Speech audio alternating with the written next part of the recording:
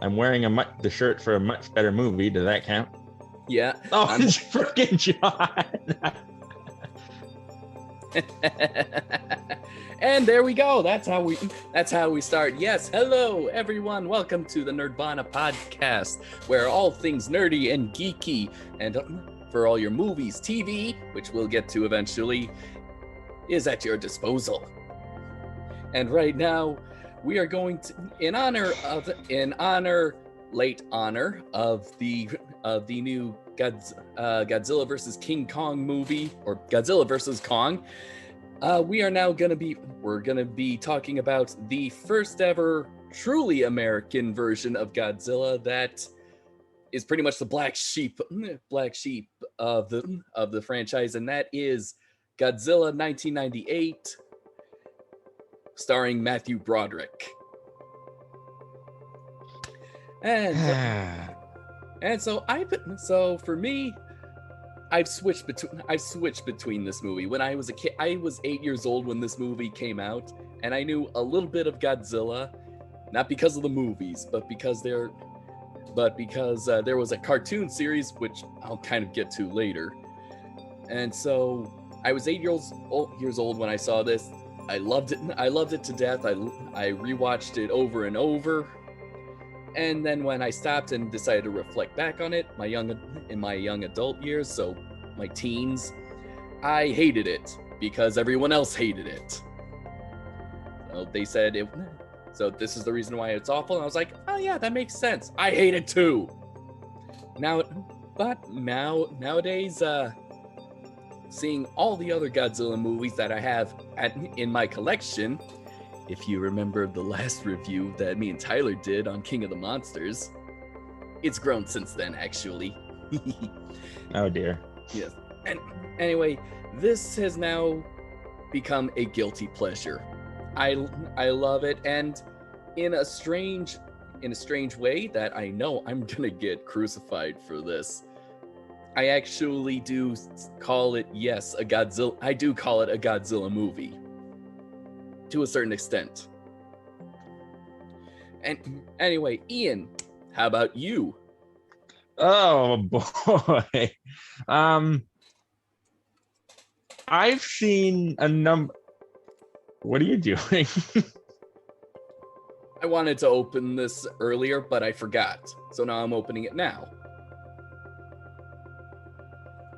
Okay. You froze up for a second mid-open, and just like, oh god.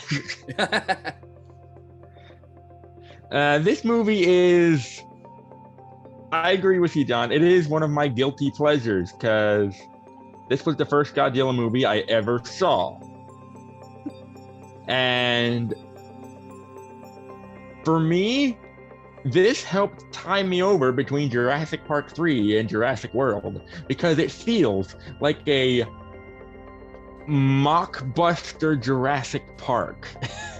Yep, and that is one of the many criticisms, and you can especially see it during the last third of the movie.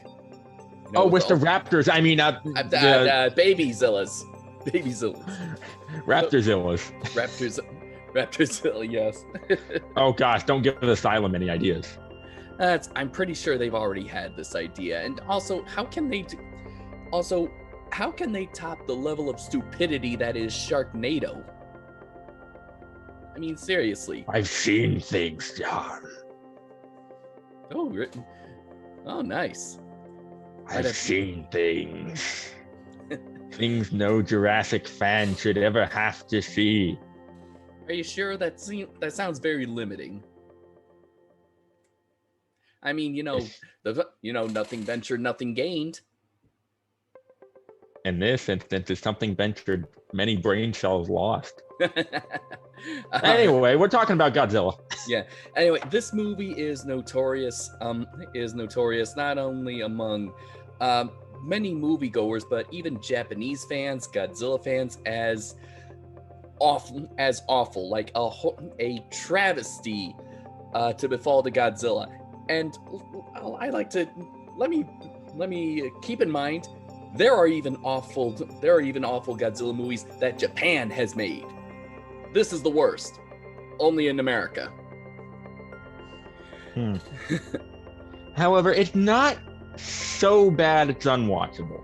No, it's actually it's a so bad it's good. It's actually kind of a decent train wreck.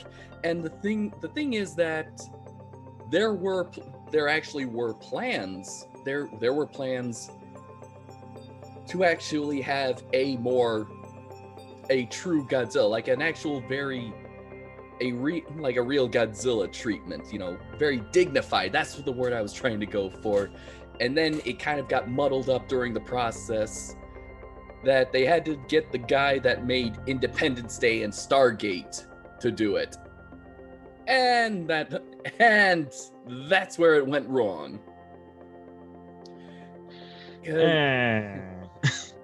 Because here's the thing. And who I'm talking about is Roland Emmerich. Yes, as I said, the director of Independence Day, which was essentially pretty much a high-budget version of War of the Worlds. I mean, think about it. Invading alien forces, they are defeated by a virus, a computer virus, not an actual biological virus. And then before that was Stargate, where it turns out that aliens built the pyramids of Egypt and that there's a portal to another point in space. A wormhole to another point in space. Oh, so that ancient aliens crap from the History Channel. Yes. So essentially, what this guy is good at is making B movies that are disguised as big Hollywood blockbuster budget levels. And that's essentially what Godzilla 98 is. Even though its original incarnate was technically based on sci-fi B movies from the 50s. Yeah. So the whole story is that we haven't even gotten into the story. How far are we into this? God. All right. Well, the story. The story is, well, your basic B movie monster, a giant creature that was created by nuclear radiation, pretty much terrorizes parts of the world. Finds its home in Manhattan Island of all places. Don't know anyone who would want to consider that a home. No, Pennsylvania woodlands, anybody? and of course causes some destruction.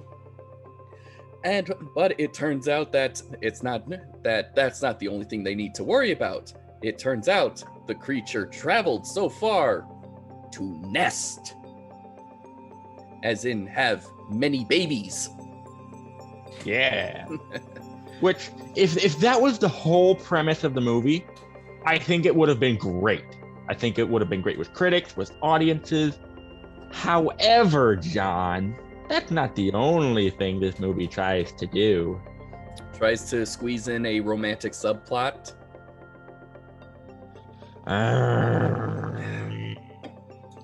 We've been over this in freaking Dragons with the Heather Report. What the hell? At least that Why? At least that one wasn't as cringy. This one wasn't as cringy. I even thought that was cringy. I know. Like, really, kind of no. Okay, the original 54 movie, that had a little bit of a romance subplot, but that wasn't the main focus. No. That wasn't the main focus. The subplot of that movie was how, essentially, is that really the daughter of the scientist is pretty much the daughter of the scientist is engaged to another scientist, but is actually in love with one of the fishermen as they fight Godzilla. So but really, again, that's like the third back burner, like the 12th back burner in that movie. The whole point is that this is a destructive force of nature. And I know a way to destroy it, but this might also bring about another nuclear arms race that could rival the atomic bomb. I don't know if I can do that. That's the 54 movie. 98 is your basic. There's a giant monster destroying the city. We must kill it. We don't know how. Wait, we might have a way. Okay, do it. And that's it. They destroy romantic subplot. Romantic sub. Which I swear, if instead of having it even on the back burner, it's on the burner next to the main pot. Guys, if you want to do that, fine, but make it, a supporting element, not next to the big G. Yeah. Okay, so the movie was just a complete total bomb. There was actually a plan for a trilogy of this of this from TriStar, but I think because it didn't do so well, Toho, the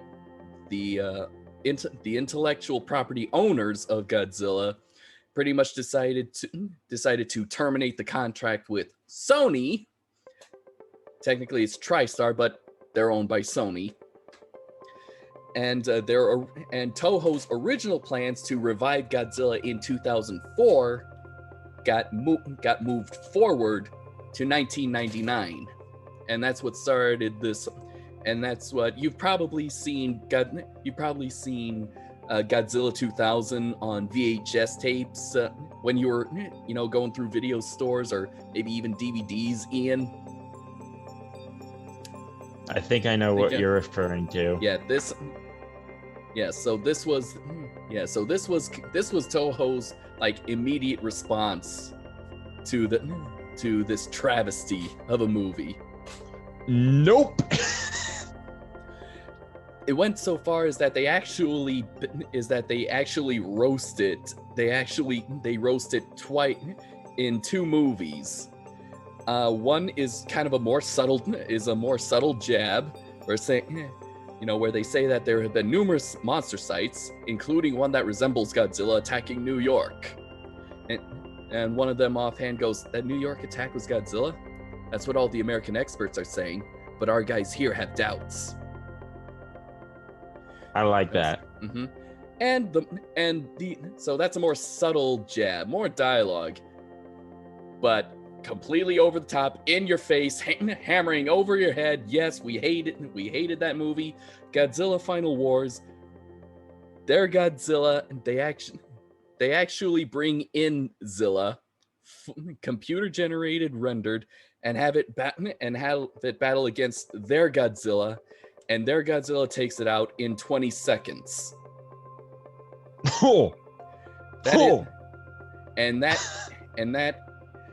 And for context, there are over 30 Japanese Godzilla movies, not including the anime trilogy on Netflix. Of those 30 movies, that 20 seconds is the shortest fight in Godzilla history. That's kind of sad. That's very sad. Oh, you want to know what else is sad? Is that when the movie was sent over to Japan, one of the viewers who saw it was one of the suit actors from the previous series when it was put on hiatus. I've heard about this. Mm-hmm. He walked out, didn't he? He walked out, yelled at the top of his lungs, saying, "That is not Godzilla. They stripped the god from his title." Oof. Yes. So Japan was not very happy with this, and many Godzilla fans don't like to sweep this under the rug as a Godzilla movie. Me personally, I understand the detachment. I understand the resentment. But it's got the name Godzilla, and honestly, I can actually think of a good logical way of how this fits into the Godzilla universe. Oh, please explain. All right. Not that I'm very well versed in the Godzilla verse, but regardless. All right, so as of right now, the Godzilla series is split into 4 series. There's the original series that ran from 1954 to 75. And then it went on hiatus. Then in 1984 to 1995, that was the second series. That's known as the Versus series. And then that kind of went on hiatus with plans of being brought back in 2004 for its 50th anniversary. And then 98 happened. Enough said. So then from 1999 to 2004 was the Millennium Series. That's the third series. So that went from 99 to 2004. I do have a video, links in the description, about the Millennium Series. And then finally, I guess even with the start of Legendary Pictures' Godzilla from 2014, kind of signaled Godzilla's return to cinemas. And then in 2017, Toho.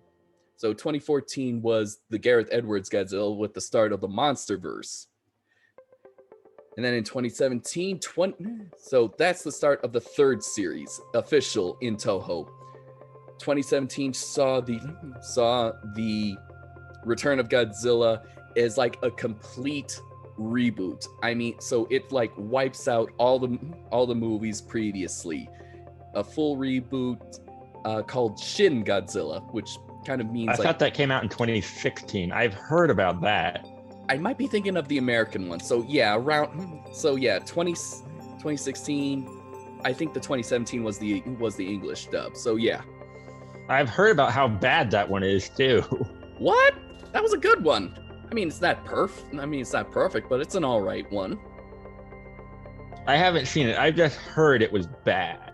All right. And but regardless, as of right now, plus three anime movies that are only exclusive on Netflix, and an anime series that is set to be released on Netflix too. This is now part of the fourth series, and they kind of all have their names, but I don't want to say what they are because even explaining this to my friend Tyler, he gets confused by them too.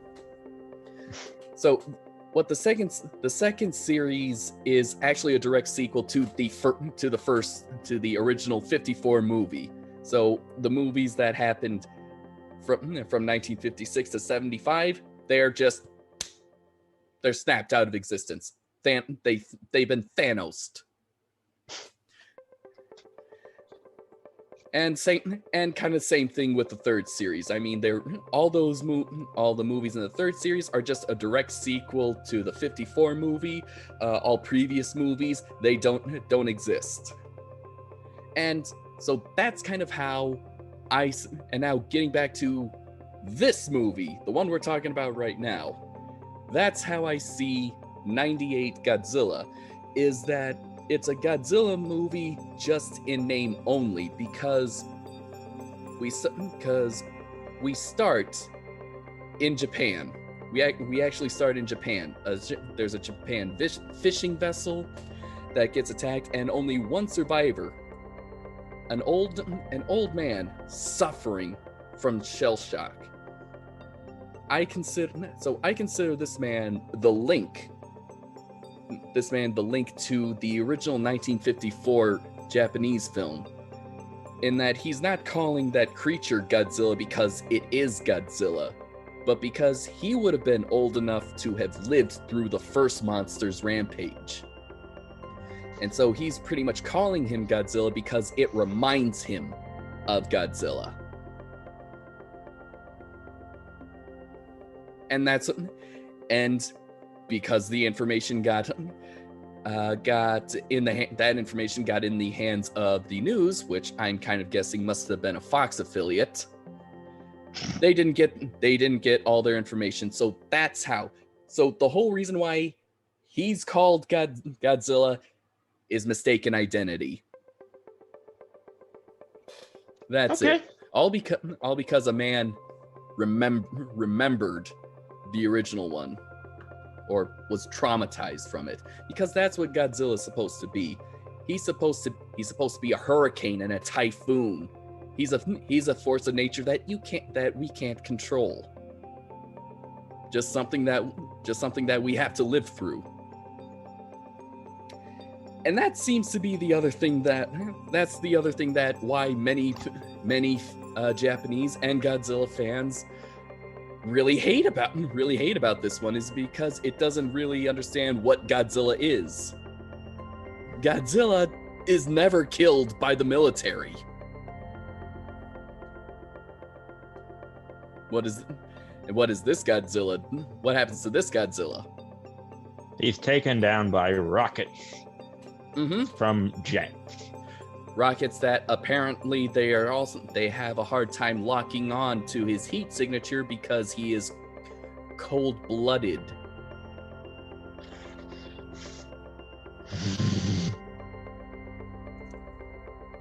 So yeah, that's my perspective on where does Godzilla 98 fit into the whole Godzilla lineage.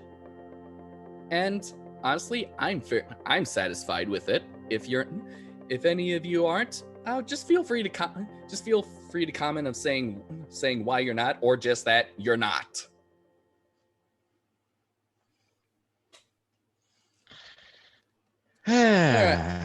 Okay, well.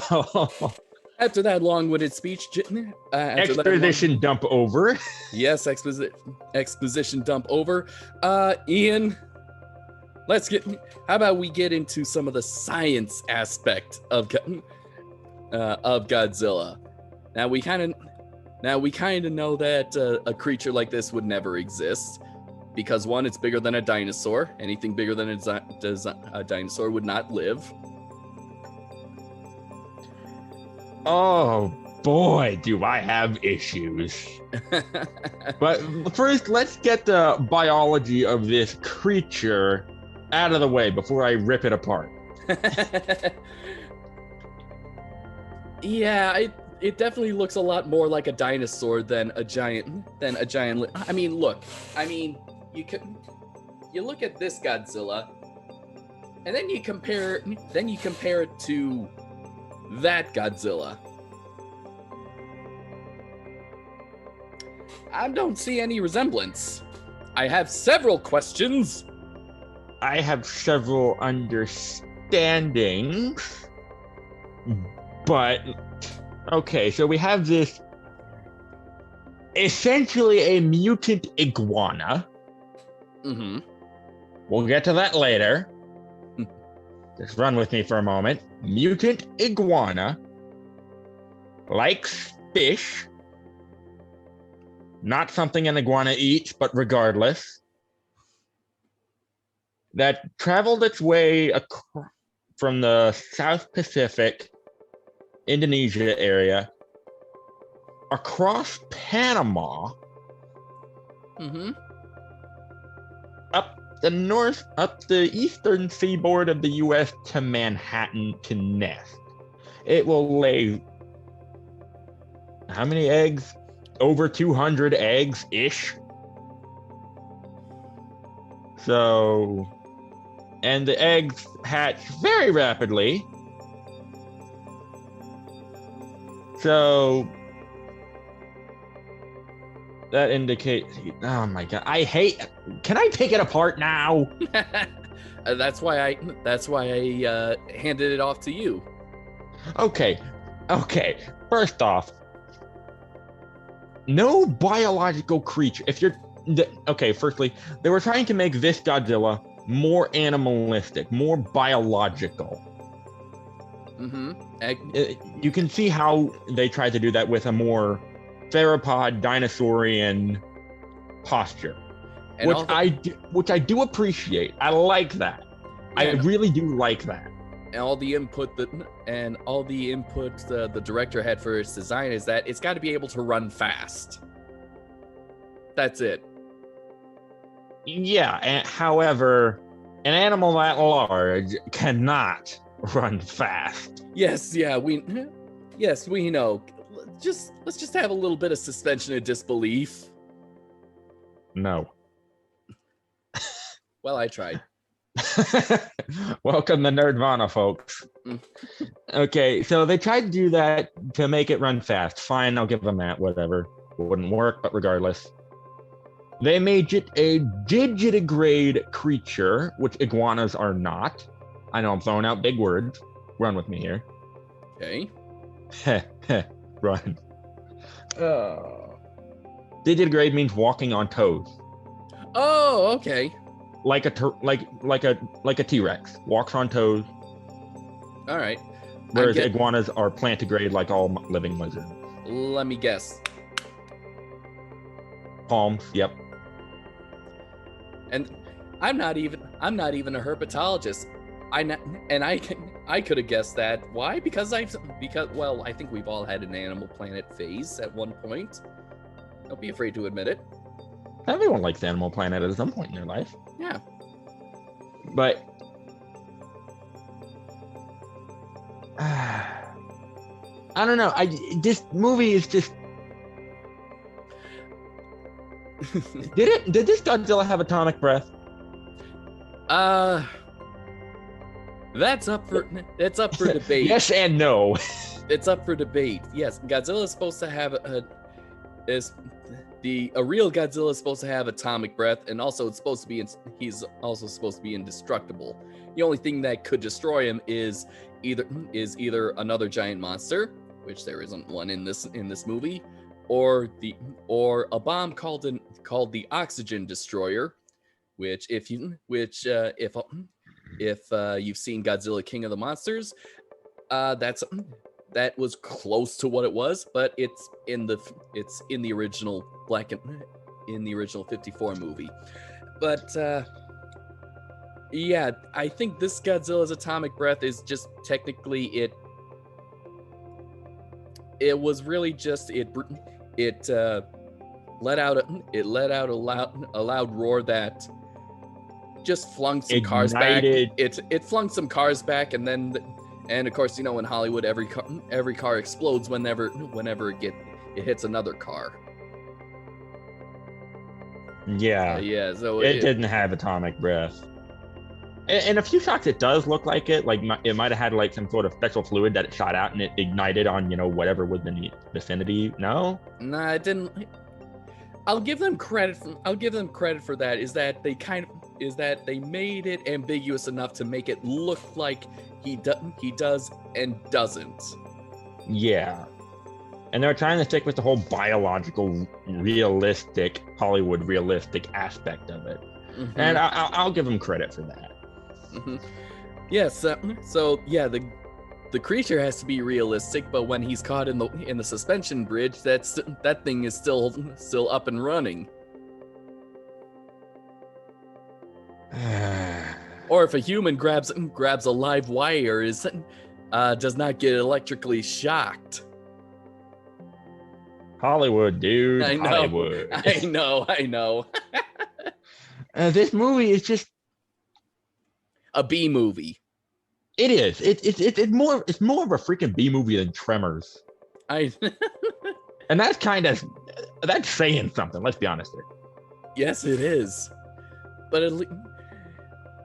I don't know. But at least in Tremors, I mean, it also had a cast of characters that you like, that they actually have their own personalities. And these guys, I just watched a review on this a couple hours ago. It's the cast from Friends. No, The Simpsons. That too. It's three of the Simpsons characters technically show up in the movie. Two of them are pretty much major characters. One is Hank Azaria, voice of Mo Sizlak. In fact, you can actually hear him say. Actually, you can actually hear a little bit of Mo during Godzilla's first rampage through New York. And the creepy news reporter let me just say, the way that he hits on Audrey, this kind of thing did not age well. In fact, there's a lot of things that just do not age well in this movie. I was about to bring that up. Yeah. Ooh. Oh boy. Insert JonTron meme right here. That one didn't age quite so well.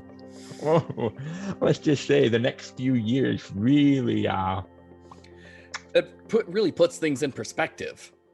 Yeah, I'd rather deal with this thing than what would happen a few years later.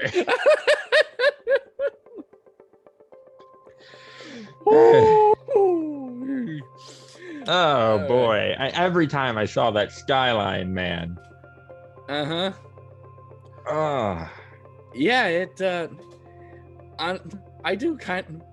I do like movies that do show the skyline before that day of infamy. And I'm kind of glad that Hollywood is not planning on kind of like digitally removing them out. Disney. I don't know if they actually do that, but I wouldn't put it past them. They won't release Song of the South, dude. Nothing's past them. I know. Regardless. Yeah, this movie doesn't age too well. The special effects are okay. It's all right. I mean, I like not Jurassic Park worthy in some shots, but I like that passable. I like that there is a mixture of practical and digital effects. Thank you. Yes, just like in Jurassic Park, like some of the close-up of the Babyzillas are actual animatronics. Yay! Mm-hmm. Can we just talk about the set design in The Nest? Should we? It's good. It's good. Yeah. I mean, I've never been to New York City, so I don't plan to. I kind of would like to at one point, preferably just once, preferably during the day, and maybe with the bat on hand.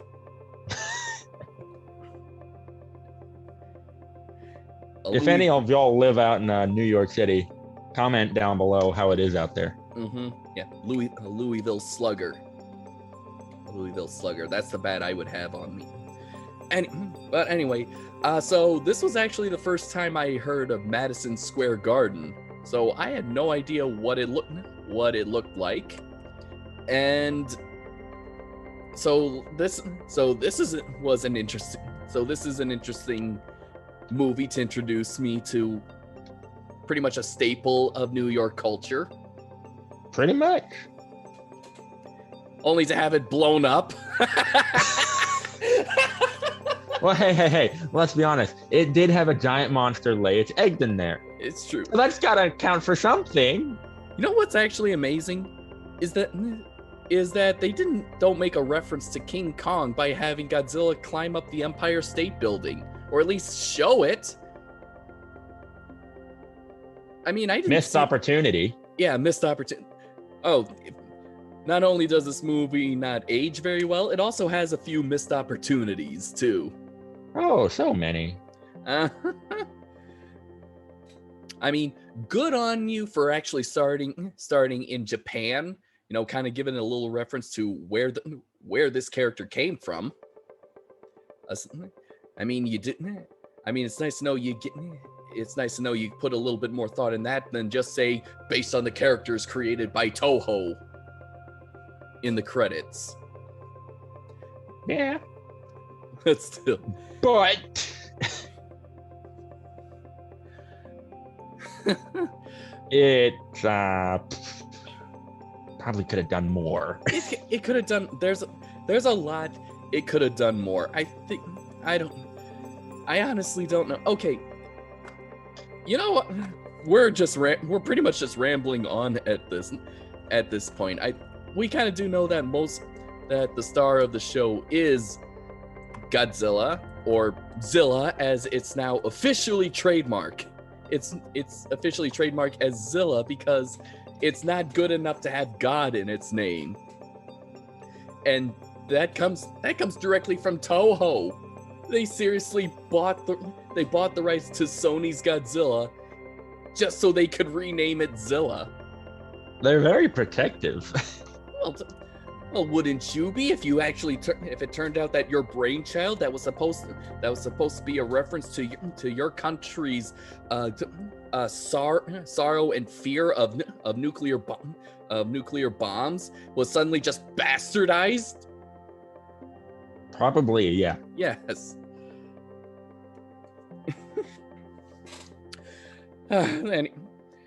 So yeah, I think. Let's see. It was kind of a little annoying to have to kind of get toys for this movie now that I think about it, because every time I'd have my toys, my parents would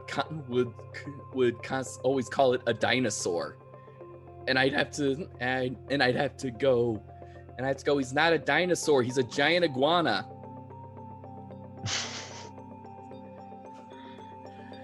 Which kind of goes to show you like what the design. This movie definitely owes a lot to Jurassic Park. Well, let's see. It came out the year after The Lost World. It really hammed up the ending of that movie.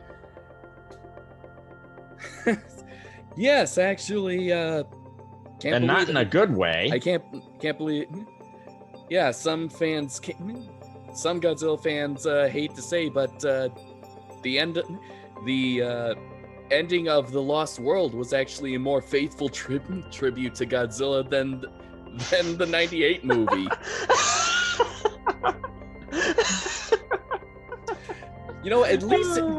At least in that movie, you actually see it. There's a shot of a couple Japanese businessmen running around, and they're actually saying in Japanese, "I left Japan to get away from this." I've seen that so many times. I've heard it disputed. I have no idea if it's true or not. Even though I have The Lost World on DVD right over there. I got it on Blu-ray and DVD. Oh, shut up. Not everyone has Blu-ray. But everyone has DVD. I have it on DVD. So yeah, the movie owes a lot to Jurassic Park, especially with the baby Zillas, which are technically like raptors. Even having a hatching scene. Several shots that kind of remind me a little bit of the raptors from the shadows. the shadows. The opening the door, the leaping and mauling a guy to death. That's straight out of movies and the books. Mm-hmm. I just bought a new copy of the book last year. It's right over there. I still have yet to read it. Huh. I've been busy. Yeah. But yeah. So yeah, this, I guess you could probably call this like Jurassic Park 0 or something. Diet Jurassic Park. Jurassic Park 2.5. That would kind of imply there's something in between Jurassic Park 2 and 3. Yeah, Diet Jurassic Park. Let's go with that. Diet Jurassic Park. Not as good. It is the fill in your competitor brand of soft drink here of Jurassic Park. Pretty much. It's not even it's not a Godzilla movie. It's a fake Jurassic Park movie. Essentially, I think I like what you said before. I like what you said earlier. It's essentially a mockbuster of Jurassic Park and Godzilla. Mm-hmm. And we've pretty much gone through this whole thing, and we have not even talked about the characters or the caricatures. So the main character is Matthew Broderick playing Dr. Nico Tatopoulos, and because of that name, because of that last name, there's a lovely running gag that no one can really pronounce his last name right, actually, so he has to correct them. Sounds like my name. Oh, do they? Oh, they don't constantly say Benoit. Do they keep going Benoit? I go by either at this point. I've stopped giving a crap. Okay. I've had people call me Ethan, dude.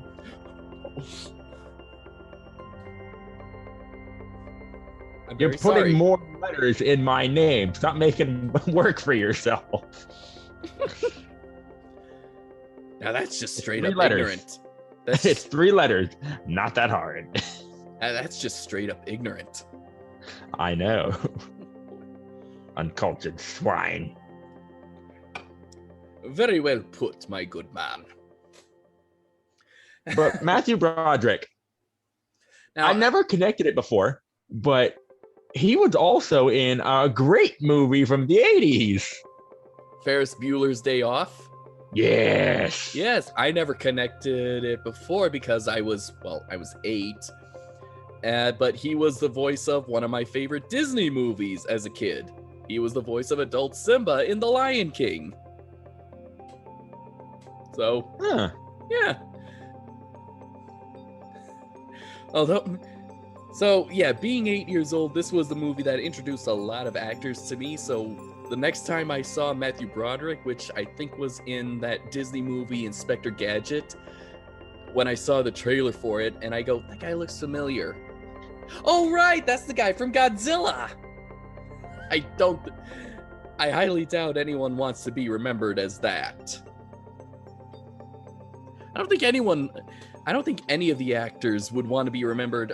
Oh, you were in Godzilla. That's that's the first thing someone connects them to it. Not something good like it's hey, you're that French guy from The Professional. I'm talking about Jean Reno.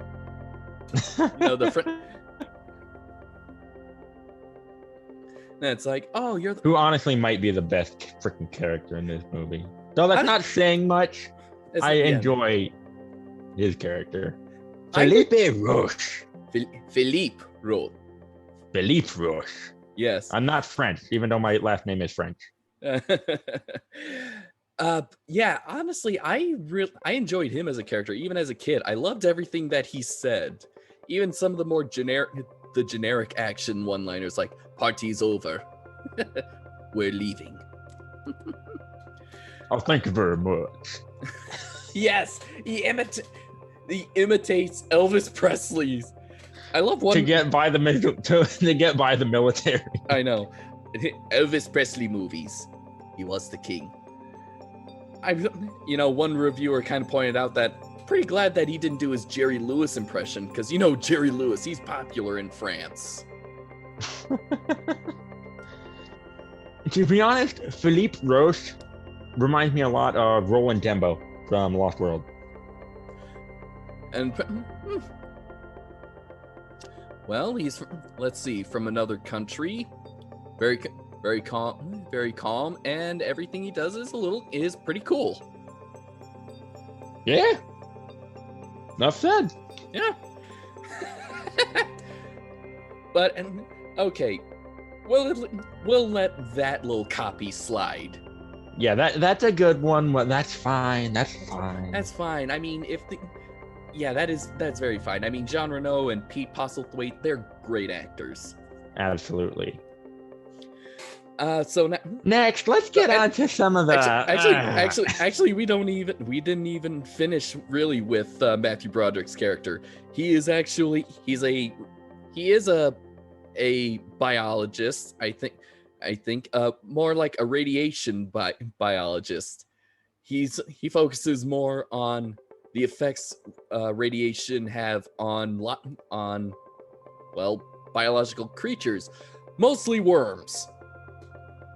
Mostly worms. That's kind of why. So he's way out of his field here. Uh-huh. And yet he's somehow always right. Yep. If I do kind of. I like that little scene on the plane before, where they're still trying to figure out what the creature is, because they actually do go the 50s B movie route. Like they have, like the paleontologist lady, who pretty much says that it was a Theropodor allosaurus. Ian, please send me a photo of what the hell that is. A Theropodor allosaurus. Oh boy, no, you don't have to send it to me right now. You can send it to me after. You can send it to me after the podcast. I don't even know what the heck it is, and I'm a paleo nut. Okay, maybe. All right. Anyway, one of the characters pretty much just kind of just puts the brake on that theory, saying like, where has it been hiding for the last 60 million years? I love that, because that's actually one of the plot lines of a 50s monster movie that actually preceded Godzilla a year before. It preceded Godzilla a year, 1953, The Beast from 20,000 Fathoms. I want to see that one. That looks good. That looks good. It's because it has good stop motion. Yes, good stop motion. In fact, the plot line of that and Godzilla are pretty much identical. But it's okay because it's not what was copied, but what was done with the idea. Yeah. Also, Theropodor allosaurus is not a thing. It's not a thing? They freaking butchered the terminology. Oh my god. They butchered the terminology from a paleontologist. Oh my god. Me, a mere science advocate, knows these terms better than a supposed paleontologist, there is something very, very wrong. Yeah, they butchered the terminology. What is the actual correct terminology? Theropod. So it's just a basic Allosaurus? Yes. Whatever that means. Let's just go with the one that we saw in Fallen Kingdom. Or Big Rock. Big Rock, yeah. Sure. How do you get from Allosaurus to this? You freaking idiot.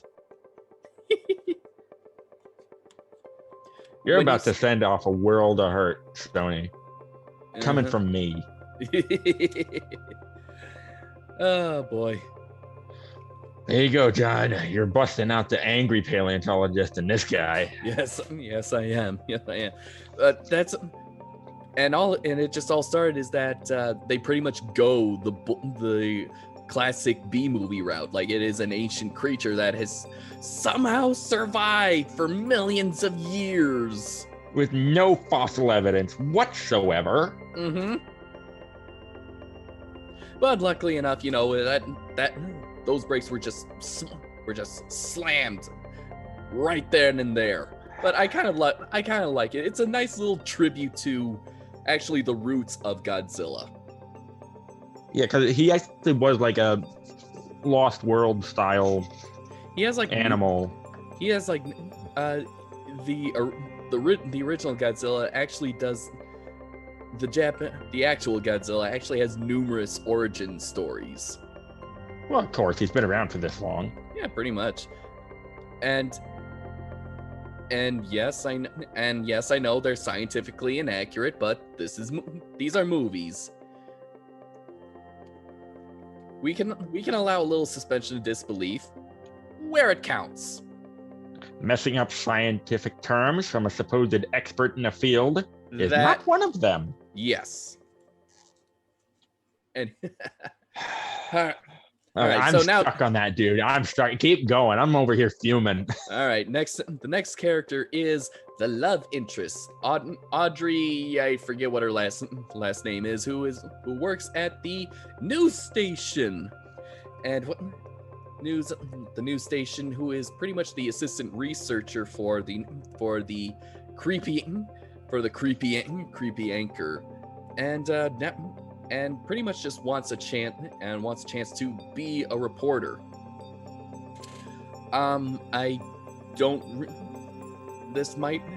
do work in the news station, and I don't know how different they are, but maybe there is some difference between the bigger cities and the small cities where they actually need to do some research. But yeah, that was the only thing I wanted to say. It can get pretty competitive, especially in the big cities. Yes. And since it's set in New York, I mean, being told to kind of be mean or kind of be underhanded, it's not really good advice. I think the best advice that I was given to get into this industry is that you got to be a little annoying, like pester them. And that's pretty much how it is in almost every job field. Let's be honest. Yeah, it pretty much is. Just do good work and be annoying. Mm-hmm. Will you stop asking me that? I will if you give me an answer.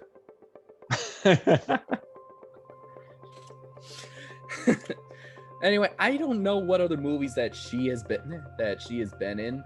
Let's see. Marie. Her name's Maria Patillo, probably Patillo. I don't know because it's 2 L's. Audrey Timmons, right? That's what her last name was. Not that it really matters when it goes to the story, but oh well. You don't really know. I mean, no one really.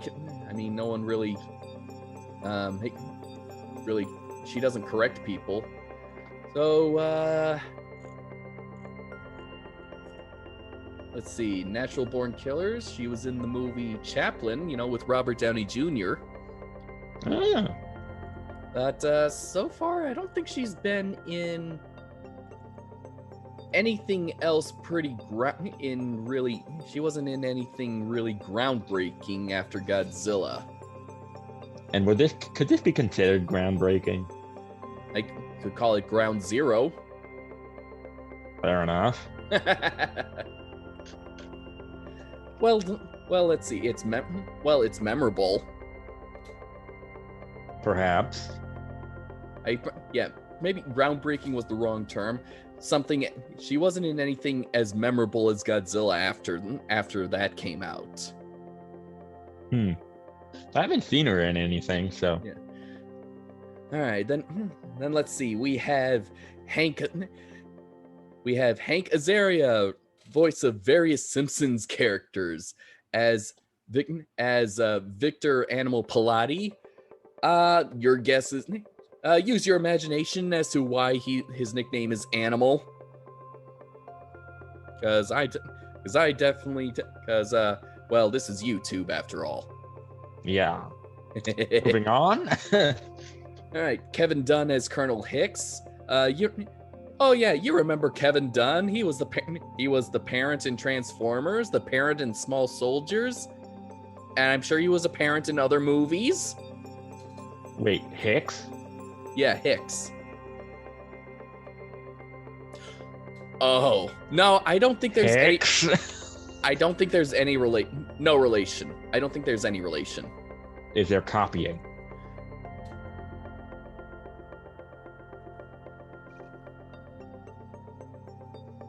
I don't think names fall under copyright, unless it's Disney. Granted. Okay. Let's see. That just took me to a better movie. I know. Can I go back to that one? Holy crap! Even with the nest of eggs. Jeez. Okay, maybe there is some copying there. Yes. God damn it. You made me think of that. I'm sorry, I couldn't help it. Actually, the eggs do kind of look like the xenomorph eggs a little bit. Artistic inspiration, I would think, but then there's so much other copying. Let's see. God damn it. I know. Let's see. Okay. Well, really, just the main. All right. Well, the main character, of course, Jean Reno as Philippe Roche.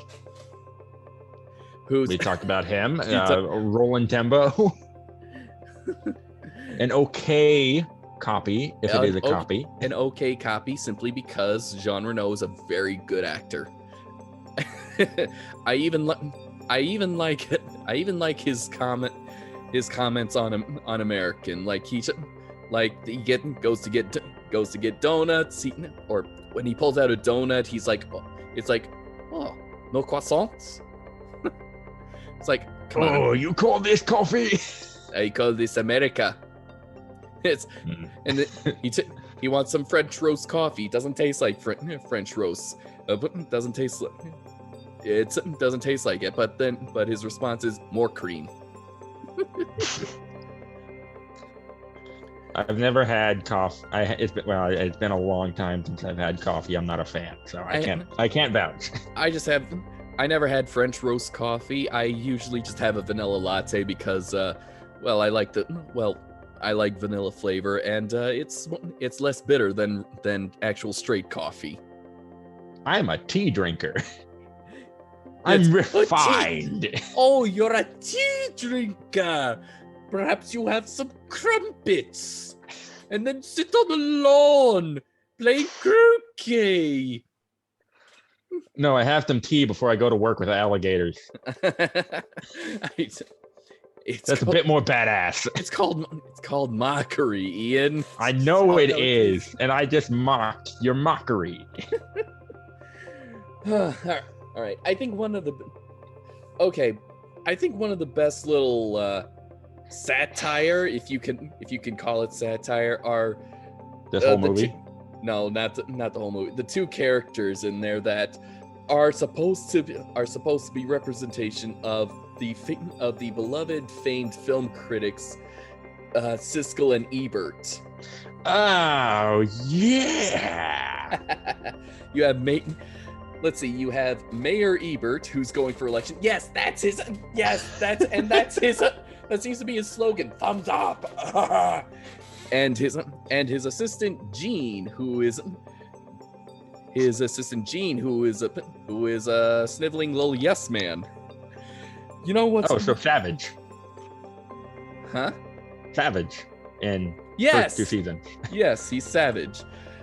But this one, and apparently, they were, and of course, it's obvious that they were put into that movie because they gave negative to reviews to Roland's other movies, such as Stargate and Independence Day. So this is kind of their way. This is their way of getting back at them. But I think Gene has the last laugh, actually.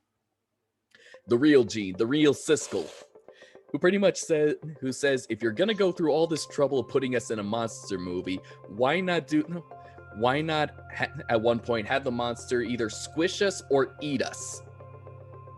Missed opportunity. I know. I mean, that is just so amazing that the critics actually gave helpful advice to the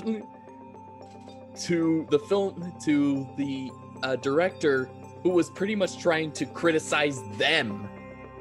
I mean, in addition to that, The Lost World, literally on screen, killed their writer, David Koepp. Oh, on yeah. Screen. So if you're trying to copy that movie, you can kill somebody like that. Mm-hmm. They killed their writer. You can kill your. I don't think it was any malice. Critic. I don't think it was out of any malice. I think it was just all in good fun. I mean, hell, it wasn't good fun. They even list in the credits that the man killed is unlucky bastard. It's so hilarious. I think more movies should do that. I kind of think I think so too. Hey, John, you want to make a movie? Sure, yeah. Once COVID clears up. Well, are you fully vaccinated? I just got my last vaccination last week. I will be fully vaccinated once everything kicks in another week. Well, I am fully vaccinated. That's why I was able to. Yes, that's why I was able to hang out with my best buddy Tyler today. Does this mean we're gonna see you two together in one room? Yes. Oh, stay tuned for that, viewers. All right, and so anyway, moving on. So some of the other characters, there is the main anchor Charles Kamen, played by Harry Shearer, again Simpsons voice actor, who most notably plays Principal Skinner in The Simpsons. The man that does that popular meme, "Am I out of touch?" No, it's the children who are wrong.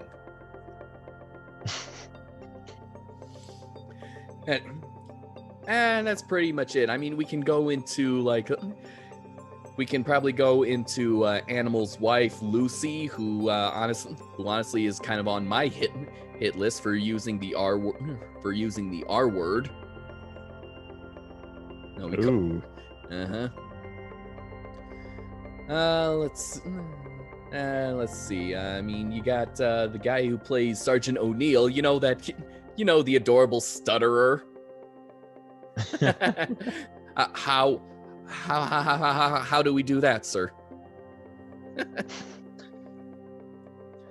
Let's see. If they called him freaking Hudson, I would have walked out. Because you got Hicks. You got a Hicks, yeah. Let's see. You got xenomorph eggs. Anyway, that's basically it for the characters. Well, then there's also the paleontologist, played by Vicki Lewis. Now that name. Where did she get her degree?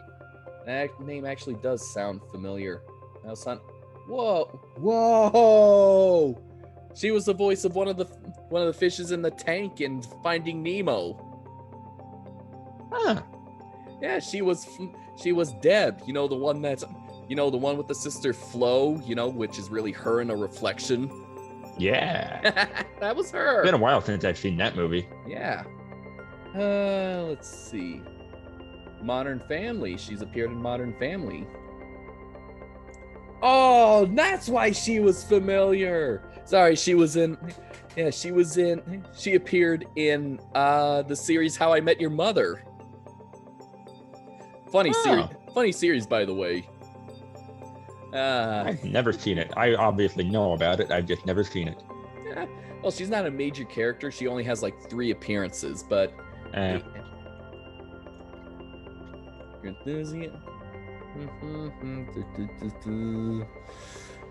don't know about any. Wait, what?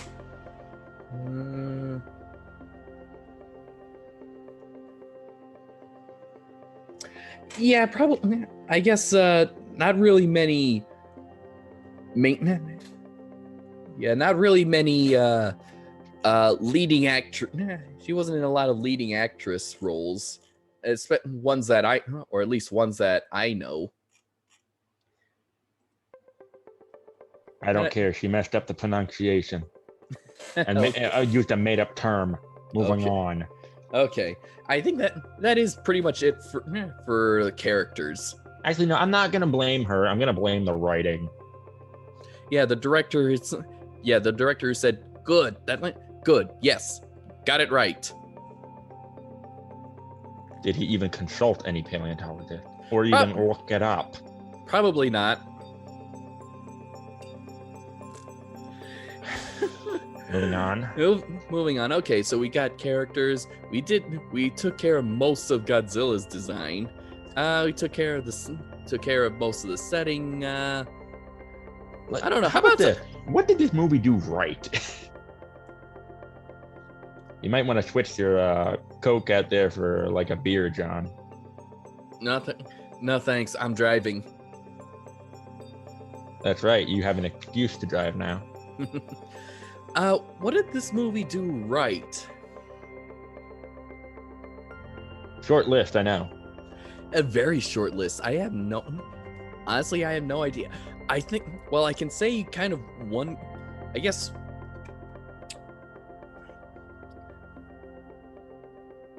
I don't know. What did it do right? Did it do anything right? It might be a better question. Well, it produced a short-lived animated series that kind of brought Godzilla back to its actual roots, or one of its roots, which is Godzilla fights monsters. Yeah. I have yet to see that animated series. I'm going to try to find it. I've seen a few episodes, and it's kind of weird. The characters are actually a little bit different in their personalities. Oh, so it's one of those. Yeah. Sort of like how there was even an animated series of Men in Black. The heck? Oh yeah. Yeah, because it was the 90s. If it was popular and kids loved it, they made an animated series of it. Jurassic Park didn't. They only just recently did that. I think probably because Spielberg was actually too busy producing his the other cartoon shows like Animaniacs, Pinky and the Brain, Tiny Toons, and Freakazoid. Probably, and he also didn't want to oversaturate the Jurassic market. Mm-hmm. But yeah, no, 90s. Also, RoboCop. Well, that was more 80s, but yeah. Well, they made the show in the 90s. Yeah, okay. And we've already said our piece about what spawned that. Uh-huh. Well, what good came out of it? Well, again, I like that that they did use some practical effects, like some animatronics. Always good to see. Oh yeah. You don't see that enough anymore. Well, actually, you kind of do. It's just everything just blends so very well that everything blends so well. It's nearly impossible to actually find where's the practical effect and where's the digital effect. And I think that's partly because they sort of overmesh it. Like they have the animatronic, and then they touch it up with CG, which I'm okay with that. And what did they do right? Well, they did. Well, it's not a horrible movie. I don't think it deserves all the hate it gets. I mean, I can understand where fans and even Japanese fans are coming from. I mean, it's pretty much a bastardization of Godzilla, but I mean, I think we're now kind of going into rating. So it's, I guess, it's so bad it's good. I mean, I like seeing you know, the bad dialogue, just kind of. I laugh at some of the things. Like, I still laugh at how Godzilla was actually able to fake out the military, the helicopters that were chasing it. Yeah, anytime that the military was fighting Godzilla, I like that. That seems good. It's just, like I said, the romantic subplot I could have done without. Mm-hmm. I think, and to its credit, I mean the actors aren't doing a horrible job. I mean, okay, yeah, Jean Reno is like, you can't really hold a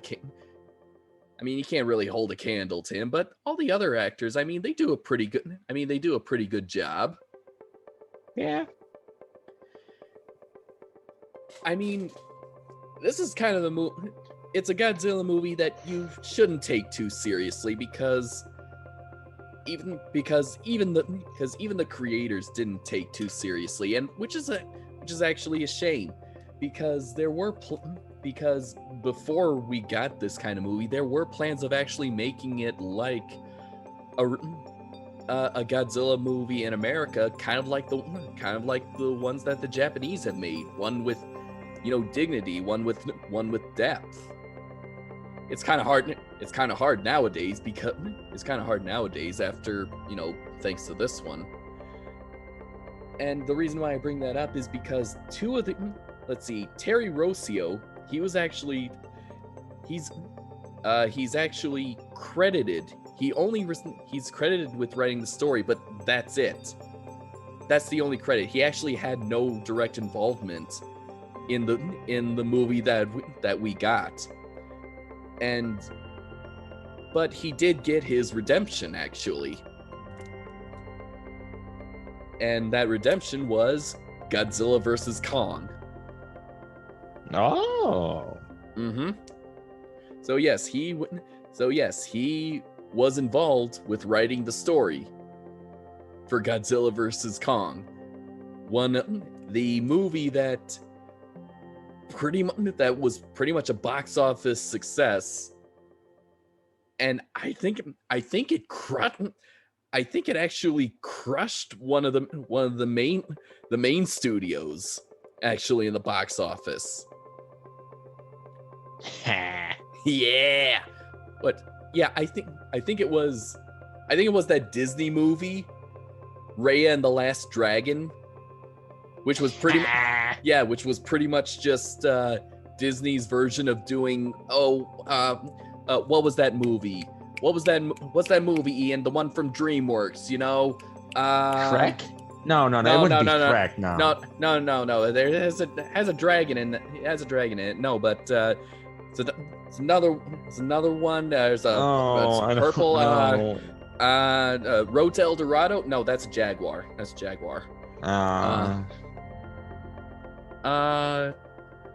was it? Oh, now I know. Sinbad, Legend of the Seven Seas. Yes, that's the one. I think that one dragged on a little bit too long. No, it's fine. It's fine. Yeah. So yeah. Suck it, Disney. Yes. Suck it. Anytime that Disney gets taken down a peg these days, I'm all for it. I am too. So I'm not trying to Disney bash. I just don't like what they're doing nowadays. Same here. I mean, we've been over this. We have been over this. And so yeah, Terry Rossio, the man who wanted to give us a real American Godzilla movie that got shoved into the corner and had a target put on his back just because he was given credit for this one, gets his redemption for Godzilla vs. Kong, the movie that crushed Disney. I actually have not seen any of these new MonsterVerse movies aside from the original 2014 Godzilla.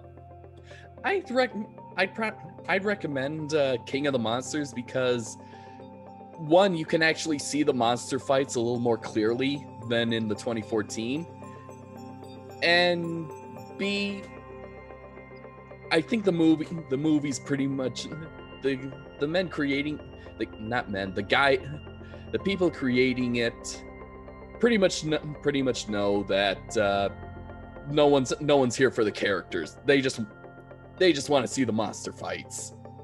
Yeah, pretty much. Same thing with Godzilla vs. Kong. I highly recommend it. And I think now we've kind of run out of steam a little bit. So, Ian, do you think this is now the time that we now go to our rating? Yeah, I suppose. There's nothing else we can talk about. Oh, the music. I like Godzilla's theme in this movie. I like that. It feels Jurassic Park, of course, but meh. It's not that. It feels more. I don't know how to say. It doesn't feel like it fits. It feels more majestic, ominous. Ominous? Yeah, it just feels more ominous. Or at least I'm thinking of the theme that plays over the credits. Oh. When the bomb explodes. Are you talking? No, I'm talking about, when we just see him walking through the city. Yeah, that's the one. That still sounds very ominous. I more like the theme when the theme when he shows up during the first fish bait. Oh, that yeah, one. I like that one. That one feels. That's the one I'm referring to. Yeah. Okay, that one feels more majestic. I like that one. Yes. But as far as rating goes for this movie, oh yeah, let's see. I think I remembered something about, because I do actually occasionally watch this movie every once in a while. You know, when I'm obsessed with Godzilla, so every few months.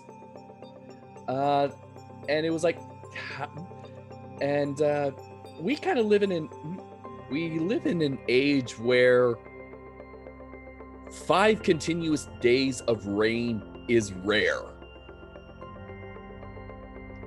I mean, seriously. We just went through that here. You did? Yes. All consistent pouring, No, not all consistent point, just rain day after day after day after day. Okay, well, I'm clearly in the wrong area then. Come to the East Coast.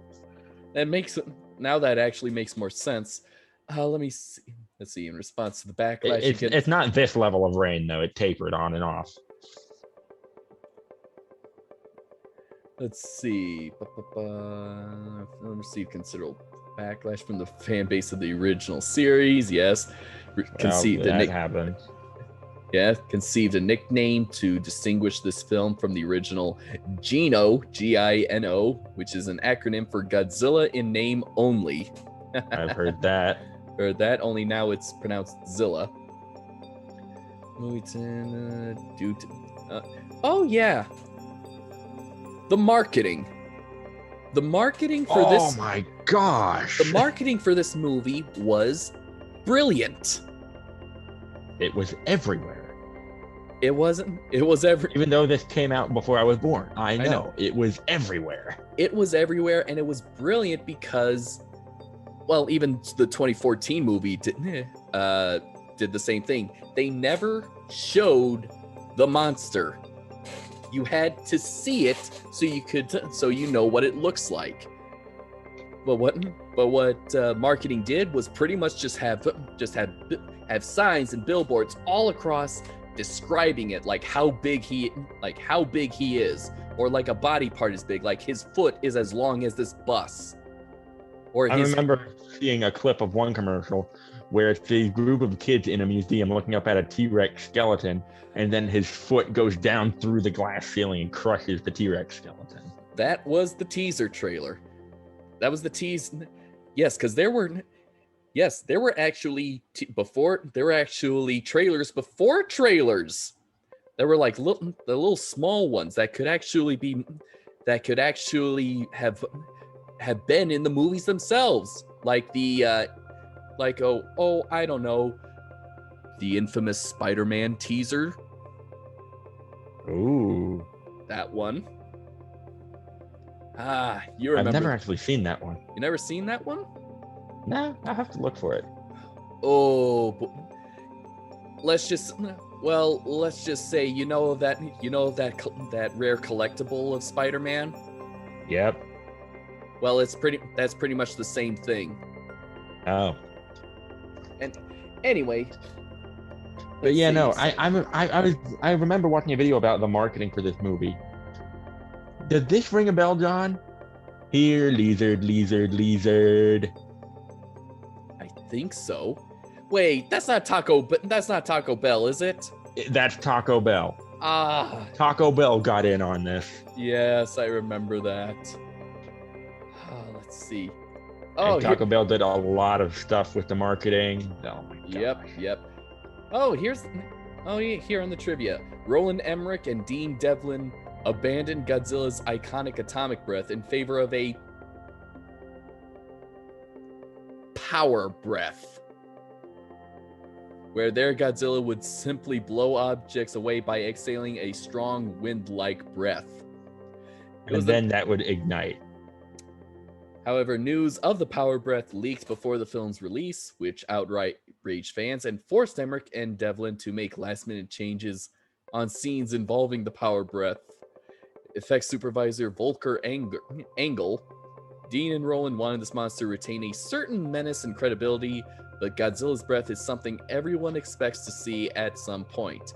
Because when I saw 2014 and I saw that blue glow, I saw those spines lining up on a trail to his head, and I heard that, and then he let out that monstrous blast. Oh, Tyler and I were like, yeah! Why do I feel like the entire theater did that? They probably did. We just went at a time where it wasn't packed. Yeah, that's the best time to go watch movies. Yeah. Let's see. What was I looking at before? Oh, that's right. The movie is famous for its rainy scenes. Co-producer and co-writer Dean Devlin claimed in interviews that this was a direct homage or homage, I don't know how you pronounce it. Homage to the original Godzilla, 1954, since according to him, almost all of it was in the rain. Did you actually watch the movie? Why am I asking that question? Of course you didn't. This is actually false, as only a brief scene of that movie featured rain. Many people have instead proposed that the rain was meant to hide the unconvincing aspects of this movie's special effects. That's kind of what I thought. That's usually when this is kind of a thing about visual effects, is that you kind of you gotta stack it up in layers and layers. So you put light flares on top of effects that involve light. You put a lens dirt, so to help kind of cover it up. It kind of helps blend it all together. But let's see, here we go. Director Roland Emmerich spoke out against this, explaining that the rain actually made it much more difficult to get the effects done, and it would have been way easier to leave it out. Then why have the entire movie set during a rainy day? Was it just scheduling conflicts? Did it just happen and you had to work with that? I doubt it. I mean, I'm sure they shot on location in some days, but I don't know. Shit. I know it was pretty much rain. It's raining like 90% of the movie. I mean, the only places that aren't raining were places that weren't in New York or Japan. Panama. Like Panama, was that the Polynesian, not the French Polynesia? Yep. Let's see. That's it. Film student. Oh, here we go. Oh boy. Oh my God. Well, if this doesn't scream #instant regret. Oh geez. Toho Company Limited, the Japanese film studio that owns the rights to Godzilla, agreed to allow an American version to be made, but only if the US studio followed a set of guidelines in order for the film to properly capture the spirit of Godzilla. Both script and creature design were approved, and according to the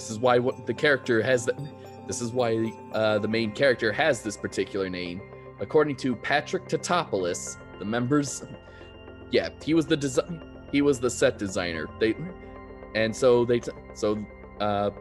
The directors and writers named a character after him as saying like, thank you for all your hard work. In this movie. Yes.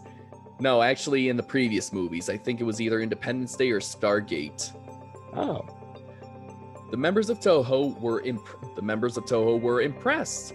In reality, the Toho execs were left speechless and told the filmmakers to step out while they thought about it. They eventually relented because the film had been in development hell for years, and they wanted to get the project off the ground. Oh. Let's see. Oh, another one. When this modern remake was first conceived in 1990. So that was while the second series was Japanese series was going. You're gonna love this, Ian. James Cameron was originally offered the chance to direct. That would have been awesome! A James Cameron directed Godzilla movie. Just think about it. Audrey would have probably been the lead, and she would have been badass. Ripley. Yes. When he passed, Tim Burton was connected for a few years, with Joe Johnston's name bandied about for some time also.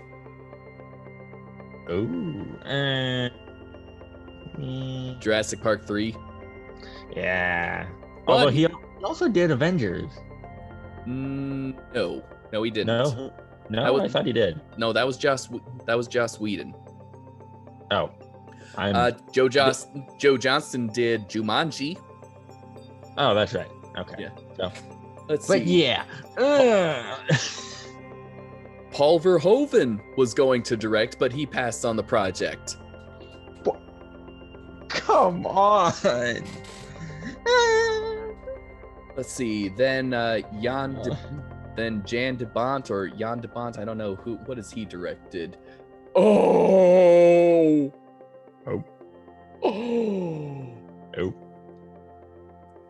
He made Speed and Twister. Oh, poor John. No, Twister. I love Twister. I know it's not scientifically accurate, but Twister, that's awesome. And I mean the fact that he didn't direct it. Oh, for you. Yeah.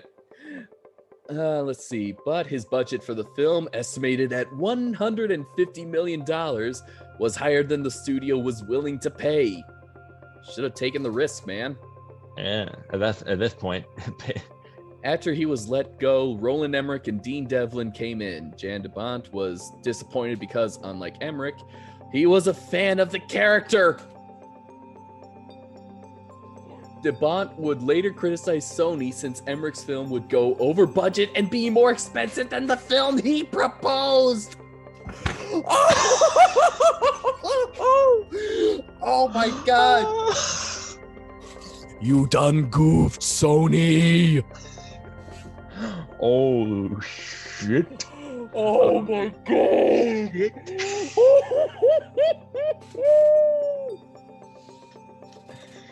Oh, I think this is the hashtag roasted moment, John. Very much. Oh God, and let's see. While Jan de Bont was signed to direct in 1994, his dream cast for the film was Helen Hunt and Bill Paxton, who would later be cast in Twister. Oh my God. Oh my God. Ian, please tell me that there's a machine that can take us to an alternate universe where this happened. I don't know of any, dude. I don't know of any. You failed me, Ian. I know. I'm sorry. Can we try again? Can we get all of these directors to? Get me James Cameron on it for crying out loud. I'm pretty sure they're past their prime, and Cameron's not really direct. He's more focused on his Avatar movies. And yeah. Oh my God. Even Steven Spielberg tried to talk Emmerich out of making the film. If you get Spielberg, the co-founder of DreamWorks, a company that was built on allowing people to create whatever they wanted, saying you shouldn't do it, you shouldn't do it. Oh God, it gets even worse. Oh God. Spielberg later told Entertainment Weekly that he didn't see the film, stating, "The only Godzilla I saw was the one with Raymond Burr. And that's the 1956 Godzilla King of the Monsters, American adaptation of the original one, which still retains some of the original scenes and most of the original dialogue." I purposely stayed away from seeing TriStar's Godzilla because I didn't want to get anything between me and my memory of my favorite Godzilla movie of all time. If you get Steven Spielberg against seeing your movie because he knows what it will do to his favorite movie, that's bad. Although I kind of do wish Spielberg did see it just to see how much Jurassic Park they put into it. So pretty much Sony did the exact same thing in the 90s that they did in the 2010s when it came to Ghostbusters. They picked the wrong director.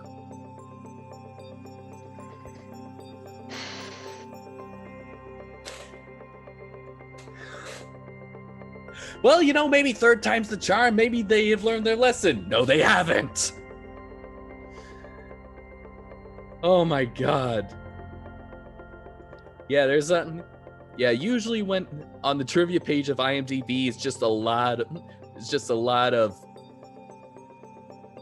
negativity. There's like hardly any positive. There's like very little positive trivia about this. My God. Are we really that surprised? Not really, but I'm surprised. What I'm surprised is like how much. I mean, seriously, the amount of directors that this passed through, that Steven Spielberg's threw in his own 2 cents on not seeing it, of all things, and he tried to get Roland Emmerich to step down from doing this. It's like he kind of knew that this topic, this genre, this character is just something that's completely over his head. He's in way over his head when it comes to this. Mm-hmm. You pass on someone who is a fan of the character, all because you didn't like his estimated proposal. And then you go over his estimated proposal. And the guy you hired, his budget went over the proposal that you turned down to begin with. Sony, you done goofed. Yes, Sony, you've made a huge mistake. Although this movie did make its budget back and then some, it didn't really do too well. Oh, God. It's just... I think part of why it did, I guess, mediocre, because of the marketing. Yeah, I think they spent a lot on marketing. You got freaking Taco Bell in it. Come on. I mean, I don't even think VHS sales would have helped get the budget back. Yeah. But so okay, I think that's it. That's enough. Yeah, it's just amazing to hear that. And it always just makes me think of what could have been. James Cameron, Jan de Bont. We could have had Bill Paxton and Helen Hunt. What? It's because we live in this universe, Ian. Because we live in this universe. This universe sucks. It doesn't have dinosaurs and it has COVID. Mm-hmm. And it had a moron for a president. Several morons. Anyway, what are we rating this thing? Okay, well, we're done. Yes, we're done. All right. Well, despite that shocking revelation,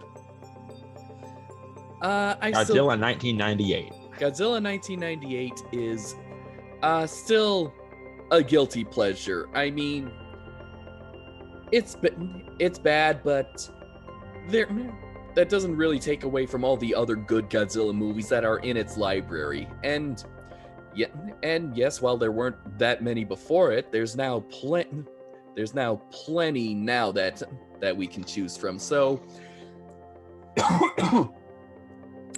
I think overall I give it 7 foot stomps out of 10. You're generous, John. Yes, I am. I have to give it 5 smashed cars out of 10. It's great for the chasing Godzilla and, military trying to track him down and kill him. I like that. I love it. A lot of the writing isn't great. The romantic B plot that's also an A plot. I could do without that. Yeah, my rating is definitely most of my rating is factored in by nostalgia. It's same here. But I do recommend. I mean, if you want to see a bad but watchable Godzilla movie, I do recommend this one. You want to see any good Godzilla movies? Do a search on YouTube because at that point it's subjective. But the original 54 movie is always a good one to start with. All right. Anyway, so it is May. Ian, weren't we gonna do something this summer? We were gonna do it for July. I thought it was going to be June. We have to record it in June because it has to come out early in July. Okay. So we're gonna have to do record 2. Oh well, we'll record 2. But so I didn't know if what we were if the next movie was the one that we had planned was for next month. What did we have planned? One of the greatest sequels ever made. That's for July. Okay. Could have sworn we said it was June, but anyway. When did it come out? July 3rd. It did? Oh yeah, it did. Okay. Well, all right. Well, I hope the next movie that we can review next month will tide you over until July. We got to bring Tyler in for that one, dude. Oh yes, we do. So actually, until then, we will see you next month. With something. For something. Hopefully a good movie. We've done a few bad ones. Let's find a good one. Let's see. What was we did Batman and Robin before this. What was the one that we did before that one?